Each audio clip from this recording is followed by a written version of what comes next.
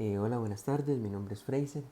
Bueno, estoy acá para brindarles más o menos mi punto de vista con respecto a la lectura de José Blecher. Bueno, tengo por acá un documento que me va a permitir guiarme, puesto que yo desarrollé una presentación en PowerPoint para poder explicar esta situación. Sin embargo, mi computadora está sumamente mala y no puedo grabar la sesión en Zoom para poder proyectar y hablar al mismo tiempo. Entonces, bueno, lo estoy haciendo desde mi teléfono.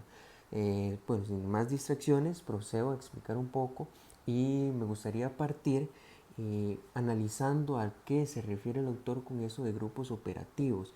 Y bueno, yo lo relaciono más que todo con mi carrera. Incluso esto es un elemento que se utiliza en el ámbito de investigación de diferentes disciplinas y es un proceso de operacionalización. ¿Qué quiere decir esto? Operacionalizar es como organizar, bueno, en investigación, en mi caso, en mi disciplina, este es como organizar diferentes conceptos para darles una estructura lógica y que ésta pueda ser detallada a lo largo de la investigación. Entonces, ¿qué vienen a hacer los grupos operativos? Vienen a ser como ese grupo de personas que se organizan, que tienen afinidades y demás, que van a entrar en un proceso de organización para resolver algunas necesidades, algunos objetivos, algunos problemas. Otro elemento que me gustaría detallar y es que se menciona en la lectura que bueno, el desarrollo de un proceso de enseñanza y aprendizaje, tomemos en cuenta que se fundamenta principalmente en esto, ese proceso, ese desarrollo va a adiestrar. ¿Qué quiere decir esto? Bueno, dependiendo de cuál sea nuestra experiencia en estos espacios colectivos, así se van a ir consolidando nuestros aprendizajes, puesto que van a ser muy diferentes dependiendo de una realidad contextual. Por ejemplo, en educación esto se maneja a partir de los conceptos de Vygotsky, que es un autor que hace un llamado a la importancia que tiene el contexto dentro de los procesos de enseñanza y aprendizaje. Pero bueno, esto lo hago más que todo como para relacionar la lectura de psicología específicamente con otras disciplinas de las ciencias sociales.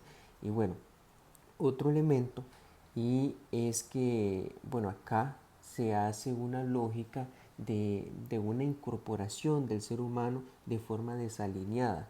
¿Qué quiere decir? Por ejemplo, nos incorporamos a un contexto específico y ese contexto nos va a permitir retroalimentarnos en estos procesos de enseñanza y aprendizaje, y es algo que voy a hablar un poquito más adelante, y es que el autor se cuestiona, ¿es aprendizaje o es enseñanza? Y dice, no, pues son ambas. ¿Por qué? Porque es un proceso de interacción social donde se tiene una visión errónea, perdón, incluso eso también lo menciona el autor, de lo que es el conocimiento, de lo que es aprender, que muchas veces suele relacionarse con incorporar cada vez más conocimientos y conocimientos, y no se ve como una relación dialéctica, que es lo que defiende el autor acá, y es esa interrelación entre lo que enseño, lo que aprendo durante todo el proceso como tal. Y bueno, ese contexto, esa realidad desalineante, lo que quiere decir es, por ejemplo, que yo me incorporo digamos, como la totalidad, mi persona se incorpora dentro de un contexto. Sin embargo, debo de formar parte de ese proceso de realimentación, pero no dejarme manipular por todas esas realidades contextuales. ¿Qué quiere decir esto? Bueno, formo parte del proceso, pero no me adecuo así nomás o me adapto así nomás a las realidades contextuales que se plantean dependiendo de la situación en que nos encontremos. Otro elemento, y bueno, esto lo acabo de mencionar, y es esa relación entre el proceso de enseñanza y aprendizaje, un proceso de interacción social. Por ejemplo, podría hablarse desde la sociología, que nos permite validar posiciones como grupos operativos, nos permite validar un proceso de organización que busca defender, organizar diferentes grupos, entre otras cosas. Y así, bueno, ¿qué es aprender? Se pregunta el autor en uno de los puntos. Tomemos en cuenta que señala diferentes puntos. Sin embargo, no vamos a detallarlos todos, puesto que no es un resumen de la lectura. Y se pregunta el autor, ¿qué es aprender?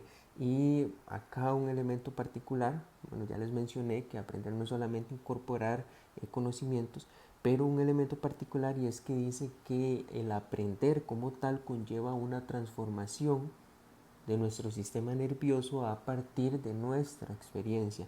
Es decir, la experiencia misma que se vive dentro del proceso de enseñanza y aprendizaje nos permite transformar nuestro posicionamiento, nuestro aprendizaje, nuestras preconcepciones de lo que es el mundo, la vida como tal. Y bueno, otro punto que ya me queda este punto y otro más para detallar más que todas las ideas que quiero comentarles, es cuando dice el ser humano en el aprendizaje. ¿Qué es el ser humano en el aprendizaje? Y se plantea dos elementos particulares que supongo yo todas y todos acá hemos experimentado, y es que muchas veces cuando nos planteamos ciertos objetivos, son muchas veces se vuelven en problemas que no resolvemos, en problemas que resolvemos, y todo este proceso va a interferir en nuestra conducta, va a interferir en nuestras emociones, y es lo que me pareció sumamente importante de la pertinencia de la psicología, y es que acá, bueno, se puede intervenir esos sentimientos, esas emociones, con el fin de darle una viabilidad a lo que estamos haciendo. Y por último, se habla de un esquema referencial que con eso nos referimos, o se refiere el actor principalmente, a lo que son las experiencias dentro de una etapa contextual. Lo hemos mencionado ya con las interacciones sociales, con Vygotsky, la importancia del contexto en los procesos de enseñanza y aprendizaje. Entonces, este esquema referencial, la experiencia, es de suma importancia. Bueno, veo que acá en psicología, también en sociología, en educación, en todo en sí, porque va a depender de ese marco referencial nuestras actitudes, nuestros comportamientos, nuestros aprendizajes. Todo va a depender dentro del contexto en el que nos eduquemos. Por ejemplo, una vez en un curso de sociología angloamericana, el profesor nos puso a dibujar una casa. No sé, tal vez ustedes ahorita se hicieron la idea de una casa en su mente y se imaginaron ese típico cuadro con dos ventanas, una puerta y un techo triangular. Mientras que él nos presentó perdón, una choza indígena. Entonces, el por qué nosotros, si nos ponen a dibujar una casa, no dibujamos un iglú, y es porque esa es una realidad contextual ajena a nuestra experiencia. Entonces podemos ver la importancia de la experiencia en todo ese proceso de consolidación del aprendizaje, por decirlo así, del dinamismo de los grupos operativos. Entonces, más que todo, digamos, esas eran las ideas que yo quería detallarles para tomar en cuenta. Bueno, a pesar de que no pude presentar ahorita con la presentación que tenía diseñada, pues se las puedo compartir con el fin de que les quede ahí como un registro o una sistematización conceptual, y que puedan utilizarlo en algún momento del curso. Entonces, bueno, muchísimas gracias y me despido.